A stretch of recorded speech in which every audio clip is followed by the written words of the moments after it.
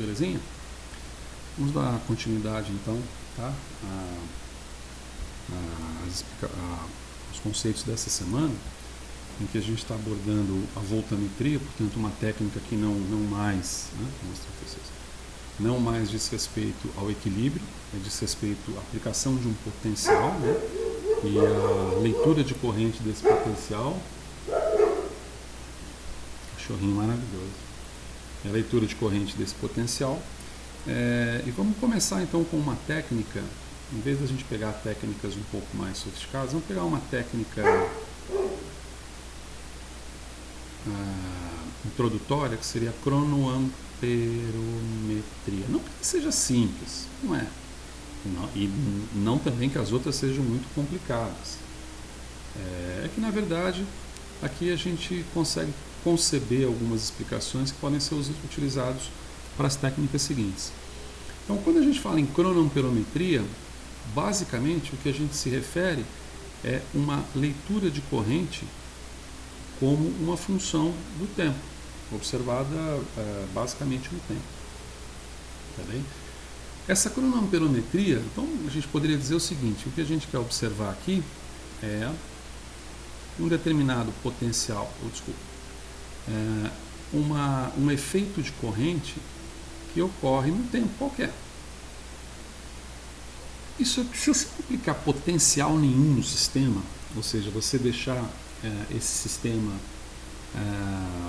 permitindo uma corrente por uma reação química qualquer, como nós vimos, isso se aproxima, por exemplo, à carga, né, que é a corrente como definição do fluxo de carga, certo? Então você tem aqui uma corrente com uma definição da variação do fluxo de carga. Isso aqui é puro, segundo a lei de Fick, né? Não, desculpa. Isso aqui é puro segundo a lei de Faraday. Tá bem? Mas ocorre que na cronoamperometria, então isso aqui seria sem aplicação de potencial, né? Sem uma aplicação de potencial. O que é diferente quando eu coloco quando eu aplico um determinado potencial. Opa, deixa eu só corrigir aqui. Então, o que é diferente quando eu aplico... Gente, eu vou conseguir, pera aí. Potencial aplicado, tá? O que é distinto quando eu aplico um determinado potencial nesse sistema. Então veja que se eu aplicar um potencial nesse sistema, aqui a gente pode considerar que não havia potencial aplicado e nem corrente, então de repente eu posso ter isso daqui, ó, tá? Eu tenho um potencial aplicado, vamos colocar aqui, ó, potencial aplicado igual a zero, que vai me gerar uma corrente oscilatória somente no sistema, decorrente de efeitos de queda ômica, efeitos... Cara, às vezes efeitos até da alteração da rede elétrica, porque a gente às vezes está trabalhando com unidades, né, com a magnitude muitas vezes de nanoampere, microampere e, portanto, milivolt, microvolt. Um estabilizador de voltagem simples colocado junto ao seu potenciostato, um filtro de rede, é inferior. Então, variações de tensão, ocupação do prédio no momento que você está trabalhando no experimento de voltamento, pode ser complicado. Se a corrente é muito residual, muito pequenininha, às vezes você precisa usar um sistema como uma gaiola de Faraday, que seria nada mais do que uma gaiola de passarinho de metal, em que você coloca todo o seu potenciostato lá dentro, junto com a sua célula eletroquímica, para poder fazer as medidas para evitar os distúrbios que são muitas vezes maiores do que a mínima corrente que você está querendo observar ali quando trabalha com microeletrodos, por exemplo, ultramicroeletrodos. Mas o que a gente quer dizer, na verdade, é que isso aqui é um pouco diferente quando você aplica um potencial. Então vamos supor uma condição em que eu aplico um potencial aqui, tá? Então vou aplicar um determinado potencial aqui. E vou observar no tempo como esse potencial... eu não vou observar como esse potencial se comporta. Eu vou, na verdade, aplicar o potencial por um determinado intervalo. Então vamos dizer que eu vou começar a fazer as coisas mais coloridinhas. Eu começo aqui num potencial qualquer, de repente eu aplico um segundo potencial e eu gero esse tipo de comportamento. Qual seja, eu tenho um potencial aqui, 1, E aqui eu vou ter um potencial 2, ó. Tá? Aqui eu vou ter um potencial 2 colocado aqui. E esses potenciais são diferentes. Tá certo? Esses potenciais são diferentes. Pois bem, quando eu faço isso e permito a leitura da corrente, o resultado final que eu tenho da leitura da corrente, melhor eu avançar um pouco mais para cá, sair fora desse outro, é algo mais ou menos parecido com isso aqui. Observo o tempo e observo a corrente, afinal de contas é uma amperometria, né? Não é uma cronopotenciometria, não estou observando variação de potencial no tempo, e sim a variação de corrente no tempo. Esse resultado normalmente costuma ser alguma coisa assim, ó. Tem uma subida um pouco inclinada e depois você tem um decaimento. Eu queria fazer um decaimento mais bonitinho. Fazer um decaimento mais bonitinho. Sobe aqui. Se eu vier para cá eu consigo fazer, quer ver? Mais ou menos. E aí você tem um decaimento aqui, tá certo? Então veja que eu saio de uma determinada corrente aqui, ó, determinado ponto de corrente, e atinjo uma corrente limite. Então vamos chamar ela de corrente limite aqui em cima. A partir dessa corrente limite que eu atinjo, o sistema vai me decaindo. Quer dizer, eu posso manter o mesmo potencial aplicado por um determinado tempo ou não, mas o sistema vai decaindo aqui, tá certo? Então vamos exemplificar isso. Vamos dizer que você tem o seguinte sistema. Vamos dizer que você tem um sistema com o talho, tá? Em que você tem uma carga positiva e ele se dissocia como talho 3+, mais 2 elétrons, certo? 2 elétrons. Isso aqui tem um potencial, nós já vimos, né, esse tipo de leitura, esse potencial padrão é da ordem de 1.252, eu anotei isso aqui em algum lugar, acho que é 1.252 volts, 1.252 volts, certo? Vamos dizer que eu estou fazendo um experimento de cronoamperometria e eu quero observar alguma coisa. O que normalmente a gente quer observar no experimento de cronoamperometria? Isso vale para qualquer experimento de voltametria. Aliás, isso vale para qualquer experimento, propriamente dito, desde que ele tenha uma relação analítica, né, e um formalismo analítico final. No caso da voltametria, todas as técnicas voltamétricas estão associadas a um determinado formalismo que pode culminar em 1 ou 2 ou 3 equações. Essas equações, elas contêm parâmetros. Normalmente, quando eu designo, ou melhor, quando me direciono a um determinado experimento, em voltametria, como a cronoamperometria, o que me interessa é a busca quantitativa desses parâmetros que fazem parte dessa equação ou a busca qualitativa de um comportamento do meu mecanismo de reação. A voltametria cíclica, por exemplo, a gente vai ver bastante, ela é pródiga nisso, para você descobrir mecanismos reacionais que podem ser apenas mecanismos eletroquímicos ou mecanismos associados a reações químicas, mecanismos que envolvem valência única, valência dupla e uma série de processos transientes, inclusive, né? Aliás, isso aqui, essa corrente aqui, né, chamada corrente limite, na verdade, desculpa, essa aqui é a corrente limite. Então, aqui vai ser uma corrente limite, ó. Isso aqui é um tempo que eles chamam de um tempo de é um transiente, né? A noção de transiente é um período curto. A gente está falando coisas de microsegundos, para você ter uma ideia. Aqui você tem um transiente. E aqui você vê que você tem um decaimento, né? Esse decaimento normalmente é associado com um símbolo tal, né? Você tem um tipo de um decaimento exponencial de resposta. Esse decaimento vou colocar aqui, ó, exponencial.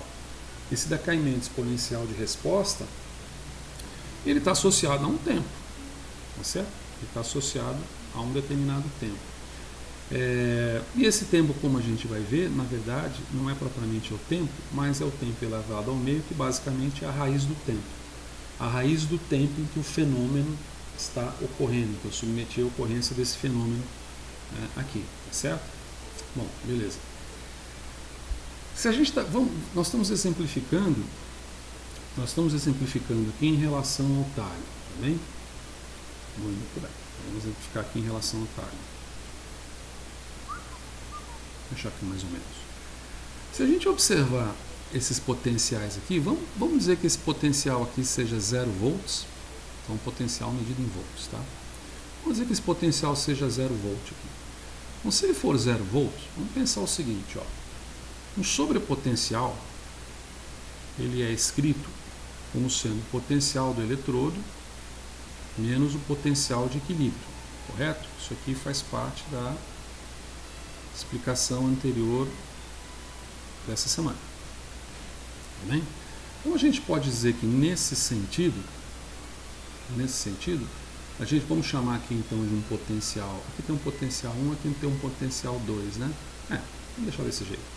A gente pode correlacionar então em relação a esse potencial 1, que o meu sobrepotencial vai ser igual ao potencial do eletrodo, 0, certo? Menos o potencial de equilíbrio do sistema, 1,252 volts. Bom, a gente já vê que esse potencial aqui, de cara, ele é menor do que 0. Então, o sobrepotencial é negativo. Como esse sobrepotencial é negativo, isso implica, nós vimos isso no vídeo anterior, uma corrente catódica. Uma corrente que atrai cátions. Por que essa corrente atrai cátions? Essa corrente é catódica, ou atrai cátions como queira, porque nós temos um eletrodo, a condição do nosso eletrodo de trabalho está negativo, ele está polarizado negativamente, correto? Então, se ele está polarizado negativamente e por conseguinte, se eu tenho uma corrente catódica, qual das espécies químicas aqui? A espécie monovalente do talho ou a espécie trivalente do talho que vai ser, ela vai ocorrer, né, em grande quantidade? Bom, se a gente observar que a corrente, se a gente tem aqui um sobrepotencial negativo, então o eletrodo está negativamente carregado, significa que ele está recheado de elétrons. Então o que deve acontecer é que esses elétrons vão se combinar com o talho em solução e vão formar essa espécie química aqui. Então isso vai favorecer automaticamente somente, e aí vem o porquê do somente, TI mais próxima solução, ou próxima interface. Próxima interface. Tá bem? Deixa eu completar a explicação em relação ao segundo potencial, para a gente tecer alguns comentários rápidos e mudar de vídeo, porque já estou vendo que está ficando um pouco, tá bem? Quando eu aplico agora desse potencial, em vez que ele está medido em volts aqui, ele sai de potencial 1, né? Ele sai de 0, agora vai para 1,6 volts, tá?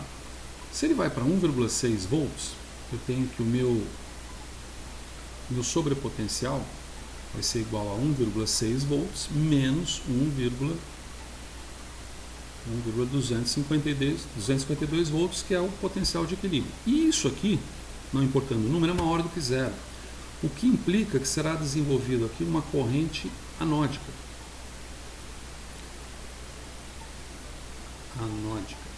É uma corrente anódica. Ou seja, esse eletrodo de trabalho ele estará mais positivo em relação ao potencial de equilíbrio. Isso me infere, portanto, que nessa condição somente a espécie oxidada é que estará próxima à interface. Próxima à interface. E aí está um grande lance da cronoamperometria. Pela cronoamperometria, você consegue modular quem chega próximo ao eletrodo. Ainda que em solução você tenha as duas espécies químicas, isso te permite selecionar a espécie química que venha se aproximar do eletrodo. E nesse sentido, você consegue reduzir os efeitos, por exemplo, ligados à dupla camada elétrica, próxima ao eletrodo.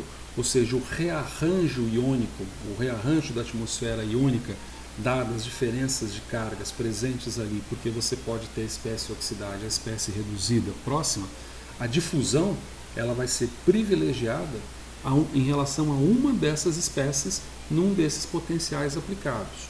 E, obviamente, você tem uma situação de uma acomodação dessa corrente, desse tempo transiente aqui, ó. Vamos colocar até aqui, ó, esse tempo transiente aqui, ó, em azulzinho.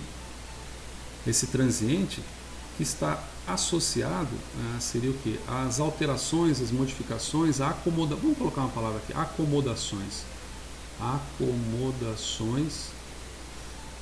Acomodações dos íons mesmo, né? Dos íons próximos à interface. Certo? Próximos à interface. Essa interface, não custa nunca repetir, é a interface eletrodo-solução. Né? Eletrodo-solução. Então, é interessante que ainda que você tenha no chamado bulk, né? Ainda que você tenha no seio da solução as duas espécies químicas, é uma espécie que aparece mais no eletrodo. E aí surge duas perguntinhas interessantes para a gente responder, que são as seguintes, são dúvidas, tá? Eu vou colocar essas dúvidas aqui, ó. Duas perguntinhas interessantes para a gente responder, que são as seguintes. Uma vai ser a seguinte: se somente uma espécie química chega, né? Então, se eu só tenho somente TI mais no eletrodo,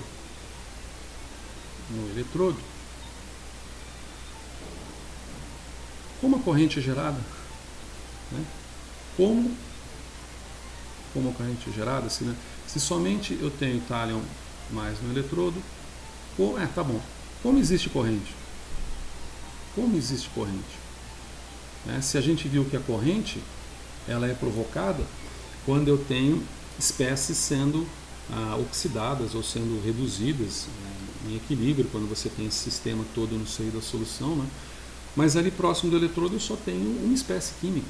Então essa corrente ela chegaria num ponto e depois eu não teria mais, vamos dizer assim, eu não teria nenhum tipo de informação de corrente. E isso está relacionado ao fato de que eu tenho TI mais no eletrodo, isso é verdade, mas eu tenho muito TI 3 mais na solução, né? Então eu consigo, por difusão,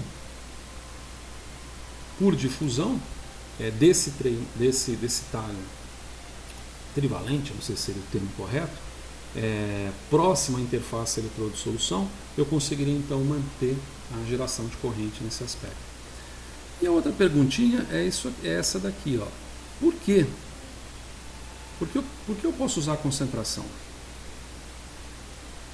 Aliás, eu nem falei que podia, né? Por que eu posso usar concentração? Acho que eu falei, ao invés de atividade química. Tá? Por que eu posso usar concentração? Na verdade, essas técnicas, muitas vezes elas são utilizadas para você, como eu disse, dentro do formalismo equacional em que elas residem, buscar algum parâmetro, e um desses parâmetros pode envolver concentração, como a gente vai ver logo em seguida. Por que eu posso usar concentração? Porque quando a gente estava trabalhando, por exemplo, com a equação de Nernst, em potenciometria fundamentalmente, um pouco em colometria, a gente mede muito a atividade. A concentração é uma aproximação numa situação muito diluída em que as espécies químicas têm comportamentos parecidos ali, né? Não foge muito à regra da ideia de você usar a concentração como atividade, porque veja, a atividade ela é definida como sendo uma razão de concentrações, aqui no caso vamos colocar aqui, sei lá, concentração oxidada, concentração reduzida, multiplicado pelo coeficiente de atividade, né, da espécie. Existe um pressuposto do formalismo, e é um pressuposto porque ele pode ser quebrado, esse pressuposto pode ser quebrado, é que o coeficiente de difusão da espécie oxidada seja muito próximo, se não igual, o coeficiente de difusão da espécie que reduz. E isso dá mais ou menos para se prever frente ao fato de que você aplica determinado potencial e você regula se você quer só uma espécie química próxima ao eletrodo ou só outra espécie química próxima à interface. Consequentemente, você consegue controlar a solubilidade do sistema. Então você garante que eles tenham solubilidades, se não idênticas, muito próximas. E tendo solubilidades muito próximas e sendo diferentes apenas no seu teor de valência, eles terão constituições químicas parecidas, o que vai lhe permitir a essas espécies terem difusibilidades semelhantes, certo? Então, consequentemente, a gente tem esse pressuposto. Existe uma outra situação em que esse pressuposto é quebrado e o formalismo é adaptado, certo? Beleza. Vamos começar a discutir logo em seguida, essa é uma ideia principal da cronoamperometria, o que você usa experimentalmente, como que você faz, o que você busca como parâmetro da cronoamperometria, qual a sua utilidade prática, de certa forma. Tá bem? Vamos encerrar isso daqui, porque já está um pouco